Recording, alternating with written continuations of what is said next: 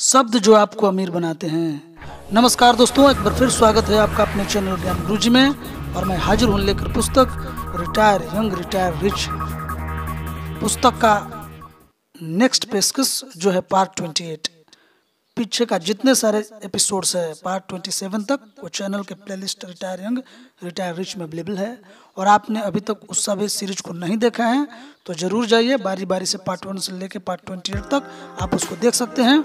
और एक चीज़ मैं आप लोगों से कहना चाहूँगा, आप लोगों को बधाई देना चाहता हूँ कि जब इसका प्रीवियस एपिसोड में बनाया था यानी पार्ट 27, उस समय यूपी में पहले चरण का चुनाव हो रहा था और मैं आप लोगों से अपील किया था कि चुनाव को समझदारी पूर्वक दें और अपना वोट दें। और आज मैं बहुत बधाई देना चाहता हूँ आप सभी हमारे दर्शकों को और स्पेशली उन सारे लोगों को जो बाबा के बुलडोजर में यकीन करते हैं। और मेरी शुभकामना है कि आप लोगों ने अच्छे से उनका जो सर्विसिंग है बुलडोजर का किया कि ताकि फिर 5 साल तक धड़ाधड़ चलता रहे। इसी के साथ मैं इस चैप्टर में आगे बढ़ूँ। आप लोगों को मेरा रिक्वेस्ट यही रहेगा कि जिस तरीके से बाबा का सपोर्ट किया है इस छोटे बाबा का भी सपोर्ट कर दीजिए। चैनल को लाइक सब्सक्राइब और शेयर जरूर कीजिए। और चैनल के प्लेलिस्ट में बहुत सारे इम्पोर्टेंट बुक्स जैसे सफलता के साधन, आत्मानुशासन की शक्ति प्लेलिस्ट में अवेलेबल है। अगर आप अभी तक उस पुस्तक को नहीं देखे हैं तो जरूर देखिए। ये सिनेरियो को चेंज करने वाला, आप लोगों के दिमाग को मोटिवेट करके एक नेक्स्ट लेवल पर ले जाने में सक्षम है जो बुक मैं आप लोगों के सामने प्रस्तुत करता हूँ और कंप्लीट ऑडियो बुक लाता हूँ। तो चलिए बिना शुरू किए मैं आप लोगों को प्रस्तुत करता हूँ शब्द जो आपको अमीर बनाते हैं। रिच डैड सीरीज की चौथी पुस्तक rich dad guide to investing में मैंने लिखा था कि गरीब और मध्य वर्गीय लोग मूलतः म्यूचुअल फंड में निवेश करते हैं। मैंने लिखा कि अमीर लोग हेज फंड को ज्यादा पसंद करते हैं। एक बार फिर खेल में शब्दों की शक्ति महत्वपूर्ण है। हेज शब्द परिष्कृत निवेशक के लिए एक महत्वपूर्ण शब्द होता है। म्यूचुअल फंड और हेज फंड में जमीन आसमान का फर्क होता है। हमें से ज्यादातर लोगों ने सुना है अपने दांव को सुरक्षित रखो। इस संदर्भ में हेज शब्द का मतलब बीमा होता है। जिस तरह माली चरने वाले जानवरों से अपने बगीचे को सुरक्षित रखने के लिए हेज यानी बाड़ लगाता है, इसको इंग्लिश में फेंसिंग कहते हैं दोस्तों, वो प्रोटेक्ट करता है, उसी तरह परिष्कृत निवेशक भी अपनी संपत्तियों की रक्षा करने के लिए हेज यानी फेंस लगाता है। सरल भाषा में इस संदर्भ में हेज शब्द का मतलब नुकसान से सुरक्षा है, protect your asset from loss. जिस तरह आपको बीमे के बिना कार नहीं चलानी चाहिए, उसी तरह इन्वेस्टमेंट के रूप में आपको बड़े नुकसान से अपनी रक्षा करने के लिए बिना हेज या इंश्योरेंस के निवेश नहीं करना चाहिए। हालांकि यह कॉमन सेंस की बात है, लेकिन फिर भी जो एवरेज इन्वेस्टर होते हैं ना दोस्तों, वो केवल बेयर निकेड निवेश करते हैं, जो परिष्कृत निवेशकों द्वारा प्रयुक्त एक और शब्द है। इस संदर्भ में निकेड शब्द का मतलब इंसान के नग्न शरीर से नहीं है। आप इसके अर्थ को दूसरे सेंस में नहीं लेंगे। यहाँ पे समझाने का राइटर का प्रयत्न यही है कि इसका मतलब ऐसी संपत्ति से है जिसमें नुकसान से बचाव का कोई प्रावधान नहीं होता है। परिष्कृत निवेशक निकेड निवेशक को पसंद नहीं करता है, जिसका मतलब है अनावश्यक जोखिम लेना। परिष्कृत निवेशक अपने वित्तीय निवेशों को ढक कर सुरक्षित रखता है। जिस तरह बीमा सेल्समैन पूछता है कि आप कवर्ड हैं, उसी तरह परिष्कृत निवेशक भी खुद से यही सवाल पूछते हैं। आमतौर पर औसत निवेशक और म्यूचुअल फंड निवेशक निकेड इन्वेस्टमेंट करते हैं क्योंकि उनके पास नुकसान के खिलाफ कोई कवर नहीं है। अपनी संपत्तियों की सुरक्षा न करना खतरनाक है। How dangerous to not protect your asset, ये आगे के चैप्टर में देखेंगे दोस्तों। यहाँ से शुरू करता हूँ, उससे पहले एक बार फिर मेरा रिक्वेस्ट है कि चैनल को अभी तक सब्सक्राइब नहीं किए हैं तो सब्सक्राइब करके अपने व्हाट्सएप ग्रुप में, फेसबुक पेज पे, फेसबुक ग्रुप में जहाँ भी शेयर कीजिए, मेरा सपोर्ट कीजिए और आप अपने ज्ञान को बढ़ाइए। क्योंकि कहा जाता है कि अगर आप सीखना चाहते हैं तो जो प्रकाश है, जो ज्ञान है, उसको स्प्रेड कीजिए। कुछ दिन पहले मैं निवेशकों के लिए होने वाली कॉन्फ्रेंस में भाषण देने गया। प्रमुख वक्ता एक बहुत मशहूर टेलीविजन हस्ती थी जो एक बड़े वित्तीय टेलीविजन नेटवर्क के रिपोर्टर थी। उसका भाषण ज्ञानवर्धक था और मैं काफी कुछ सीखा। बहरहाल मुझे उसकी यह बात बड़ी दिलचस्प लगी कि यह सिर्फ म्यूचुअल फंड्स में ही निवेश करती है। अचानक एक श्रोता ने अपना हाथ उठाकर सवाल पूछा, क्या आपको अपराध बोध नहीं होता है कि आप उन बिलियनों डॉलर्स के नुकसान के लिए जिम्मेदार हैं जो आपके दर्शकों ने शेयर बाजार में गंवाए हैं? उसकी आवाज में गुस्सा था और उसके बोलते समय मुझे यह एहसास हो गया कि कई निवेशक हैं जो उनके साथ ऐसा हुआ है। मुझे ऐसा लग रहा था कि बहुत से निवेशक हैं इस कॉन्फ्रेंस में यह सीखने के लिए नहीं आए हैं कि उन्हें अपना पैसा कहाँ निवेश करना चाहिए, बल्कि यह पता लगाने आए थे कि उनके उस पैसे का क्या हुआ जो उन्होंने गंवा दिया था। मुझे अपराध बोध क्यों होना चाहिए? उसने जवाब दिया, मेरा काम आपको जानकारी देना है और मैं आपको बहुत सी जानकारियां देती हूं। मैं आपको निवेश सलाह नहीं देती हूं, मैं तो आपको सिर्फ बाजार की जानकारी देती हूं। आप यह क्यों कहते हैं कि मुझे अपराध बोध होना चाहिए? क्योंकि आप उस बुल मार्केट के उछाल में चीयर लीडर थी। नाराज श्रोता बोला, क्योंकि आपके ही कारण मैं निवेश करता रहा और अब मैं अपना सब कुछ गंवा चुका हूँ। मैं चीयर लीडर नहीं थी। उस महिला ने कहा, मैं तो सिर्फ चढ़ते बाजार में आपको जानकारी दे रही थी, जिस तरह आज लुढ़कते बाजार में मैं आपको जानकारी दे रही हूँ। अगले 5 मिनट तक कमरे में गुस्सा धधकता रहा। कुछ लोग गुस्सैल प्रतिभागी से सहमत थे और बाकी उस महिला रिपोर्टर के पक्ष में थे। आखिरकार माहौल शांत हुआ। टेलीविजन रिपोर्टर ने अपने सवाल आमंत्रित किए। एक हाथ ऊपर हुआ और उस व्यक्ति ने पूछा, आपने अपने श्रोताओं को यह क्यों नहीं बताया कि वे ऑप्शंस का प्रयोग करके अपने जोखिम को कम कर लें? यह प्रतिभागी नाराज नहीं था, उसकी आवाज में तो सिर्फ जिज्ञासा झलक रही थी और वह श्रोताओं को यह बताना चाहता था। क्या बताना चाहता था दोस्तों? कि वे ऑप्शन का प्रयोग करके अपने जो रिस्क है उसको कम कर सकते थे। ऑप्शन, उस रिपोर्टर ने कहा, मैंने उन्हें ऑप्शंस के बारे में क्यों बता दी? उसने कहा, बियर मार्केट में नुकसान से बचने के लिए। ओह, मैं ऐसा कभी नहीं कहूंगी और मैं ऐसा कभी नहीं करूंगी, रिपोर्टर ने जवाब दिया। ऑप्शंस बहुत खतरनाक है, ऑप्शंस आर वेरी डेंजरस। कोई और सवाल? इसके साथ ही उसने ऑप्शंस की बात उठाने वाले व्यक्ति को बैठने का संकेत किया। मैं जो सुन रहा था मुझे उस पर यकीन नहीं हुआ। यह टीवी रिपोर्टर वित्तीय पत्रकारिता के क्षेत्र में बहुत सम्मानित हस्ती थी। कई लोग निवेश सलाह के लिए उसकी ओर देखते थे और वह कहा करती थी, ऑप्शंस खतरनाक होते हैं। मेरे हिसाब से अपनी संपत्तियों को सुरक्षित नहीं रखना खतरनाक है। ये विचार है किनके? रॉबर्ट के दोस्तों। मेरे हिसाब से वित्तीय ज्ञान खतरनाक है, ये भी रॉबर्ट के विचार हैं। रॉबर्ट कहते हैं कि मेरे हिसाब से वित्तीय ज्ञान खतरनाक है और अपनी संपत्तियों को सुरक्षित नहीं रखना, उसको कवर नहीं करना, ये खतरनाक है। तो remember it, this the very important tips of investment. Options का प्रयोग करके अपने पेपर एसेट्स की रक्षा कैसे की जाती है यह जानना सरल है और इसे करना भी खास मुश्किल नहीं है। दरअसल अगर आप और आपके पास एक अच्छा ब्रोकर है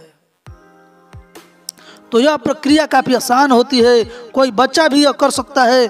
आपको तो बस कुछ नए शब्दों की परिभाषाएं सीखना चाहिए। एक अच्छा ब्रोकर खोजना है और फिर कुछ अनुभव हासिल करने के लिए छोटी शुरुआत करनी है। इसके बजाय मैंने हाल के कई बाजार और कई हजार लोगों को सिर हिलाकर इस बात से सहमत होते देखा कि ऑप्शंस में निवेश करना खतरनाक होता है। जब मैंने वहां बैठकर उसके वफादार समर्थकों को सहमति में सिर हिलाते देखा ना दोस्तों कि ऑप्शन खतरनाक होते हैं, तो मेरा जो दिमाग है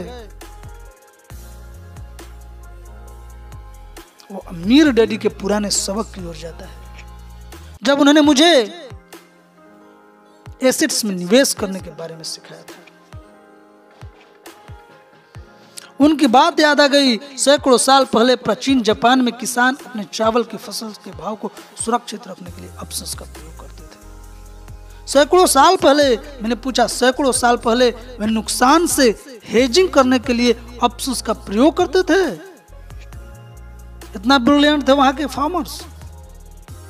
अमीर डैडी ने सिर हिलाया। हाँ, सैकड़ों साल पहले कृषि युग में स्मार्ट बिजनेसमैन अपने बिजनेस को नुकसान से सुरक्षित रखने के लिए ऑप्शंस का प्रयोग करते थे। स्मार्ट बिजनेसमैन आज तक ऐसा कर रहे हैं। मेरे दिमाग में शिकागो कि उस कमरे में लौटा जहां टीवी पत्रकार बोल रही थी। मैंने खुद से कहा, अगर स्मार्ट बिजनेसमैन वर्षों से ऑप्शंस का प्रयोग कर रहे हैं तो ऐसा क्यों है कि वह बहुत प्रभावशाली महिला अपने दर्शकों को गलत जानकारी दे रही है।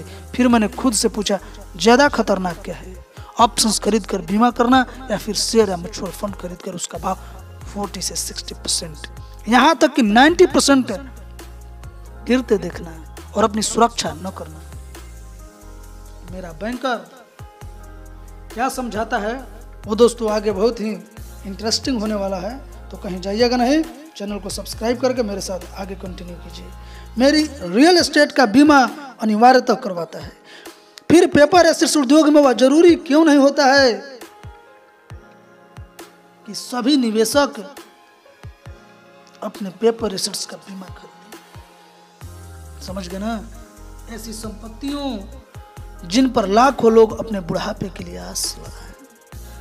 आज तक मेरे पास इन सवालों के जवाब नहीं है। जैसा मैंने पहले कहा था, अगर आपका मकान जल जाता है तो इसे 1 साल से कम समय में दोबारा बनवाया जा सकता है और इसका खर्च आपकी बीमा कंपनी देगी। लेकिन अगर आपके रिटायरमेंट और रिटायर होने के बाद शेयर बाजार में क्रैश में आपका रिटायरमेंट प्लान खलास हो जाता है तो आप क्या करेंगे? जरा सोचिए। दोबारा खरीदेंगे, रोक कर रखेंगे और प्रार्थना करेंगे, एक और बुल मार्केट की उम्मीद करेंगे। मैं लगातार हैरान होता हूँ कि रियल एस्टेट बैंकर अनिवार्य रूप से निवेशकों को बीमा करवाने की शर्त रखते हैं, लेकिन पेपर एसेट्स उद्योग में ऐसे कई शर्त नहीं होते। मुझे आश्चर्य होता है कि प्रोफेशनल निवेशक तो बीमे के साथ निवेश करते हैं, जबकि औसत निवेशक जो रिटायरमेंट के बाद अपनी वित्तीय सुरक्षा को शेयर बाजार में दांव पर लगा रहा है, बिना सुरक्षा के निकट निवेश क्यों करता है? बीमे की शब्दावली, वर्ड्स ऑफ इंश्योरेंस। अगर आप जवानी में अमीर बनकर रिटायर होना चाहते हैं तो यह महत्वपूर्ण है कि आप यह सीखने में कुछ समय लगाएं कि अपनी संपत्तियों को कैसे सुरक्षित रखना है, खासकर तब जब आप शेयर एसेट्स में निवेश संपत्ति रखने की योजना बना रहे हो। मेरे अमीर डैडी के अनुसार आप परिष्कृत निवेशक की भाषा सीखकर और समझकर ऐसा कर सकते हैं। आप अपने निवेश सेमिनारों में, मैं इसे बीमे की शब्दावली कहता हूं, इन शब्दों से पहले मेरे हिसाब से कुछ अन्य शब्दों पर गौर करना अत्यंत महत्वपूर्ण है। नीचे कुछ शब्द दिए गए हैं जिन्हें बीमा के शब्दों में जाने से पहले परिभाषित करने की जरूरत है। निवेशक और ट्रेडर। खुद को निवेशक मानने वाले ज्यादातर लोग दरअसल ट्रेडर होते हैं। जिस तरह ज्यादातर लोग अपने दायित्वों को अपनी संपत्ति मान लेते हैं ना दोस्तों, उसी तरह के निवेशक न होकर मात्र ट्रेडर्स होते हैं। एक और बात, जो लोग खुद को निवेशक मानते हैं उनमें से कई दरअसल बचत करने वाले होते हैं। इसलिए ज्यादातर लोगों के पास 401 के रिटायरमेंट योजना या IRA योद्ध प्लान्स होते हैं। वे अक्सर कहते हैं, मैं रिटायरमेंट के लिए बचा रहा हूँ। बचत करने वाला बस अपना पैसा किसी अकाउंट में डाल देता है और इसके अलावा कुछ नहीं करता है। निवेशक वह व्यक्ति होता है जो अपनी पोर्टफोलियो या अकाउंट का सक्रिय प्रबंधन करता है। समझे ना दोस्तों? तो निवेशक और ट्रेडर। और दोस्तों मेरा एक बात और रिक्वेस्ट है कि अगर ये सब जटिल दाव पेच इन्वेस्टमेंट का आपको समझ में नहीं आ रहा है तो कोई बात नहीं, शुरू में प्रॉब्लम होता है। ये बहुत ही नीरस और उबाने वाला सब्जेक्ट होता है ना। इन्वेस्टमेंट किसी का मन नहीं लगता है, लेकिन आप इसके सूक्ष्म तत्वों को समझ गए, आप इसमें इंटरेस्ट नहीं लगे, शुरू में आप लोगों को बाव लगेगा, फिर आपके जीवन को एक ऐसा प्लेटफॉर्म प्रोवाइड कर देगा ना दोस्त कि बहुत मजा आने लगेगा फिर इस खेल को खेलने में। एक प्योर एक गेम है, जैसे जिस तरीके का गेम आप सब, तो ये जिंदगी में इन्वेस्टमेंट का गेम आप इसी तरीके से टेक्निकल चीज़ों को समझिए, अपने IQ लेवल को बढ़ाइए और इस IQ लेवल को बढ़ाने में मदद करेगा। मेरा एक पुस्तक है आत्मानुशासन की शक्ति, उसको अभी तक नहीं देखे हैं तो किस तरीके का आत्मानुशासन किसी स्किल को सीखने में डेवलप करना है वो उस पुस्तक में डिटेल से समझाया गया है। आप इस पुस्तक को बीच में हाल्ट कीजिए, आत्मानुशासन की शक्ति प्लेलिस्ट में जाइए, उसको ओपन करके उस पुस्तक को पढ़िए और चलिए मेरे साथ फिर आइए कंटिन्यू कीजिए। तो निवेशक और ट्रेडर में क्या फर्क होता है? निवेशक रोक रखने के लिए खरीदता है और ट्रेडर बेचने के लिए खरीदता है। जब कोई व्यक्ति कहता है मैंने यहाँ शेयर या रियल एस्टेट इसलिए खरीदा है क्योंकि मैं जानता हूं कि भाव बढ़ रहा है। मैं तो जान जाता हूं कि वह दरअसल एक ट्रेडर है। He is a pure trader, not investor. दूसरे शब्दों में वह सिर्फ लाभ कमाने के लिए खरीद रहा है, इस्तेमाल करने के लिए नहीं खरीद रहा है। इसलिए मैं कहता हूं कि ज्यादातर लोग निवेशक नहीं ट्रेडर होते हैं। ट्रेडर आमतौर पर चाहता है कि उसकी संपत्ति का भाव बढ़ जाए ताकि वह मुनाफे में उसे बेच सके। निवेशक यह चाहता है कि उसका पैसा जल्दी से जल्द लौट कर आए और वह अपनी संपत्ति को भी अपने पास रख सके। ये दोनों में डिफरेंस है दोस्तों। अमीर डैडी ने कहा था, निवेशक भेड़ को उसके दूध और मेमनों के लिए खरीदता है, ट्रेडर्स भेड़ को उसके मांस के लिए खरीदता है। अगर आप निवेशक की दुनिया में सफल होना चाहते हैं तो भले यह पेपर एसेट्स हो, व्यवसाय हो या रियल एस्टेट हो, जो आपको निवेशक और ट्रेडर्स दोनों बनने की जरूरत है। निवेशक जानता है कि निवेश का विश्लेषण और प्रबंधन कैसे करना है, जबकि ट्रेडर यह जानता है कि कैसे और कब खरीदना बेचना है। निवेशक आमतौर पर किसी संपत्ति से कैश फ्लो चाहता है, जबकि ट्रेडर सस्ते में खरीदकर और महंगे में बेचकर लाभ कमाना चाहता है। Do you get that? The difference between trader and investor. Fundamental निवेशक बनाम टेक्निकल निवेशक। फंडामेंटल निवेशक किसी कंपनी या जायदाद का फाइनेंशियल स्टेटमेंट देखता है। फंडामेंटल निवेशक अक्सर आमदनी, मैनेजमेंट टीम और किसी व्यवसाय के दीर्घकालीन संभावनाओं की चिंता करता है। विशुद्ध टेक्निकल निवेशक को कंपनी के फंडामेंटल्स की परवाह नहीं होती है। उसे तो यह परवाह भी नहीं होता है कि कंपनी लाभकारी है या नहीं, या उसका मैनेजमेंट अच्छा है या नहीं। टेक्निकल निवेशक तो सिर्फ दोस्तों उस वक्त बाजार के मूड की चिंता करता है, सेंटिमेंट को परखता है कि बाजार का सेंटिमेंट क्या है। बाजार किसी मोशन पे चलता है और वहीं वह धोखा खा जाता है। जहां फंडामेंटल निवेशक फाइनेंशियल स्टेटमेंट को देखता है, वहीं टेक्निकल निवेशक बाजार का मूड बताने वाले ऐतिहासिक चार्ट देखता है। इस अध्याय के बाद में कुछ चार्ट भी दिए जाएंगे जिन्हें आप देख सकते हैं।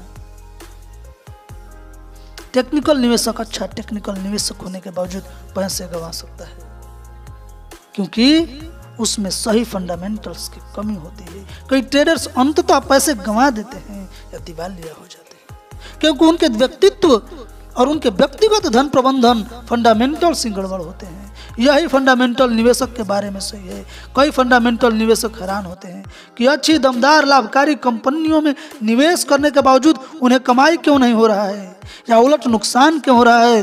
कई फंडामेंटल निवेशक अच्छे फंडामेंटल्स वाली कंपनियों में निवेश करने के बावजूद नुकसान इसलिए उठाते हैं क्योंकि उन्हें टेक्निकल ट्रेडिंग का ज्ञान नहीं होता है। सच्चाई यह है कि अमीर डैडी अपने बेटी और मुझे सुयोग्य या परिष्कृत निवेशक बनाना चाहते थे, जिसमें अच्छी फंडामेंटल योग्यताओं के साथ साथ अच्छी टेक्निकल योग्यताओं की भी जरूरी हो और अच्छे से समझ हो। औसत निवेशक बनाम परिष्कृत निवेशक। औसत निवेशक को बहुत कम जानकारी होती है कि फाइनेंशियल स्टेटमेंट क्या होता है। औसत निवेशक के हिसाब से तो यही बेहतर होता है कि लंबे समय के लिए निवेश करें, अपने पोर्टफोलियो को डाइवर्सिफाई करें, म्यूचुअल फंड्स में निवेश करें तथा फिर खरीदें, रोकें और प्रार्थना करें। परिष्कृत निवेशक इंक्रीडेंट इन्वेस्टर वह होता है जिसके पास पैसा तो होता है, साथ ही फंडामेंटल निवेश तकनीकों और टेक्निकल ट्रेडिंग की तकनीकी समझ भी होती है। दोस्तों समझ रहे हैं ना? वे शब्द जो आपको हर तरह के बाजार में जिता सकते हैं, वे शब्द जो आपको हर तरह के बाजार में जिता सकते हैं। कौन से शब्द हैं, आगे चलिए देखते हैं।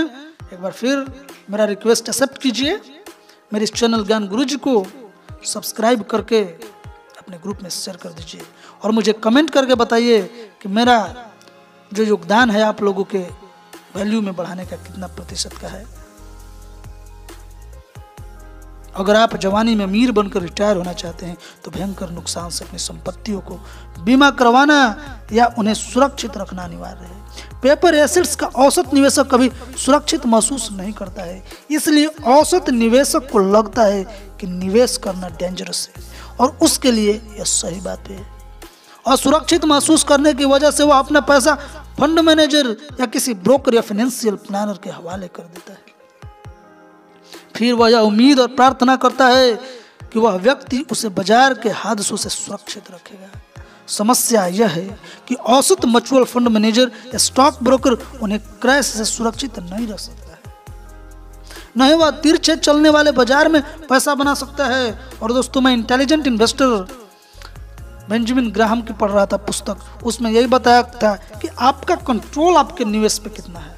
जितना ज़्यादा आपका कंट्रोल आपके निवेश पे होगा उतना ही ज़्यादा आपके लिए सुनिश्चित और सुरक्षित वो निवेश होगा। और जैसा ही कंट्रोल आप दूसरे के में देते हैं, अपने निवेश का कंट्रोल किसी दूसरे मैनेजर्स को या फाइनेंशियल एडवाइजर को देते हैं, समझ लीजिए कि आपका रिस्क उतना ही बढ़ गया।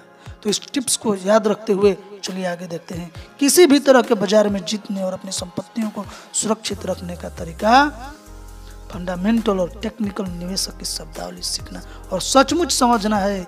खास तौर पर पेपर एसेट्स में ऐसा करना आसान है, बशर्ते आप थोड़ा समय लगाएं। जिस तरह रियल एस्टेट बैंकर आपको लोन देने से पहले आपका फाइनेंशियल स्टेटमेंट देखना चाहता है, यानी फंडामेंटल चीज, और वह चाहता है कि आपके पास रियल एस्टेट के निवेश का मालिकाना हक और बीमा हो, यानी टेक्निकल या जोखिम का बीमा हो। उसी तरह पेपर एसेट्स में निवेश करते समय आपको भी करना चाहिए। आप ऐसा तभी कर सकते हैं जब आप पेपर एसेट्स में निवेश करते समय बीमे के शब्दों को समझ लें। उसमें क्या कुछ शब्द इस तरह जो नीचे दिया गया है, रुझान, ट्रेंड। ट्रेंड क्या है, क्या ट्रेंड एनालिसिस चल रहा है, मूविंग एवरेज क्या है, यानी किस एवरेज पे वो मूव कर रहा है, कितना अप हो रहा है, कितना डाउन हो रहा है, इस चीज़ों को समझना। ये सब इन्वेस्टमेंट वर्ड्स हैं दोस्तों, और इस पे आपका पकड़ होना चाहिए, इस पे समझ होना चाहिए। जितने अच्छे से आप समझेंगे उतने अच्छे से निवेश के बारीकियों को समझेंगे। स्टॉप ऑर्डर क्या होता है, कॉल ऑप्शंस क्या होता है, फ्यूचर ऑप्शंस क्या होता है, पुट ऑप्शंस क्या होता है, स्टैंडर्ड या कॉलर क्या होता है, शॉर्ट करना क्या होता है, और अन्य कई शब्द नहीं होते। दोस्तों, इस शब्दों को आप समझिए, और अगर समझ में नहीं आ रहा है तो मुझे कमेंट करके बताइए कि पुट ऑप्शंस के बारे में क्या समझते हैं, स्टैंडर्ड कॉलर के बारे में मुझे समझे, मैं आपको पर्सनली बताऊंगा। मेरा पेज भी है ज्ञान गुरुजी इंस्टाग्राम पर, उस पर फॉलो करके मुझे कमेंट कीजिए, मुझे बताइए। मैं आप लोगों को जितना हो सके डिटेल में समझाने का प्रयत्न करूंगा। तो चलिए देखते हैं। औसत निवेशक ने शायद अपने से कुछ शब्द सुने होंगे, लेकिन उसने उनका मतलब नहीं समझा होगा या कभी उनका इस्तेमाल नहीं किया होगा। कई औसत निवेशक यह कहकर इन बहुत महत्वपूर्ण शब्दों को नकार देते हैं, यह बहुत खतरनाक है। कई चीज़ों को खतरनाक कहने का मतलब यह भी हो सकता है, मैं इतना आलसी हूँ कि इस विषय का अध्ययन नहीं करना चाहता हूँ। समझ रहे हैं दोस्तों, क्या बोल रहे हैं कि औसत निवेशक जो होता है, एवरेज इन्वेस्टर होता है, इनमें से कुछ शब्द सुने होंगे लेकिन उनमें से उनका मतलब नहीं समझा होगा। तो आप लोग भी अपने दिमाग से एनालिसिस कीजिए, सेल्फ एनालिसिस कीजिए कि कितने शब्दों को सुने हैं, कितने शब्दों का अर्थ को समझते हैं। क्योंकि अगर आप चाहते हैं इन्वेस्टमेंट में अपने चीज़ों को आगे बढ़ाना, ये एक आर्ट है, इन्वेस्टमेंट का एक आर्ट है। इसको आप जितने अच्छे से समझेंगे आपके जीवन को और आपके इन्वेस्टमेंट डिसीजन को बहुत पानी की तरह साफ करता जाएगा। आपको क्या पता होनी चाहिए, अगर आप पेपर एसेट्स में अपने दौलत रखना चाहते हैं तो आपको पता होना चाहिए कि बाजार लुढ़कने से अपने पेपर एसेट्स का बीमा कैसे किया जाता है।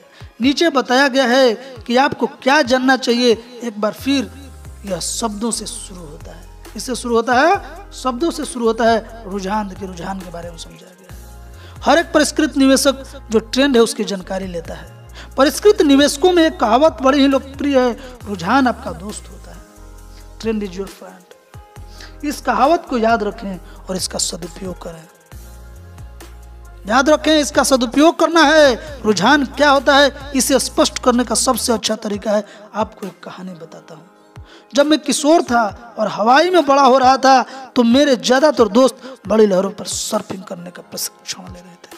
हर जाड़े में जब उत्तर से बड़ी लहरें आती थी तो हम अपने साहस का सबूत देने और अपनी योग्यताओं को सुधारने के लिए पानी में चले जाते थे। एक बार मैदानी इलाके का एक नया विद्यार्थी वहां आया। वह गर्मी की छोटी लहरों पर अच्छी सर्फिंग कर लेता था जहां जड़ा, और जब जड़ा आया तो वह पानी में यह सोचकर उतरा कि कुछ नहीं होगा और कुछ नहीं बदला है, सिर्फ लहरों की ऊंचाई बदली है। बड़ी लहर पर पहली चढ़ाई में वह नियंत्रण खो बैठता है। समझ रहे हैं ना दोस्तों स्टोरी को। और लहर के नीचे पहुंच जाता है। बड़ी लहर उसके ऊपर चढ़ गई और वह काफी समय तक नजर नहीं आया। आखिरकार वह हमसे कुछ दूरी पर दिखा। वह हाँफते हुए तैर रहा था। उसके साथ सर्फिंग कर रहे लोग यानी हमने जो देखा उस पर हमें यकीन नहीं हुआ। हमें यकीन नहीं हुआ कि हम बहाव के खिलाफ तैरने की कोशिश कर रहा था।